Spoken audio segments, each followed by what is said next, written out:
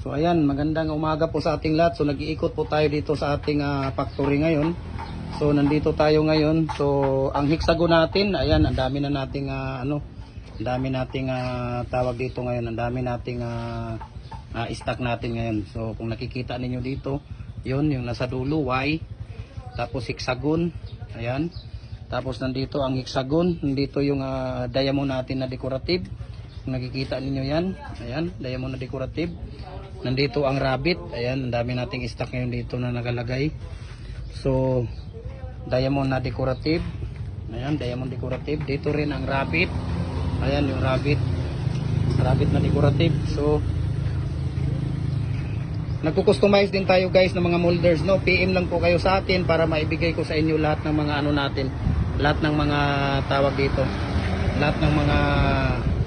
lahat ng gusto ninyong tawag dito.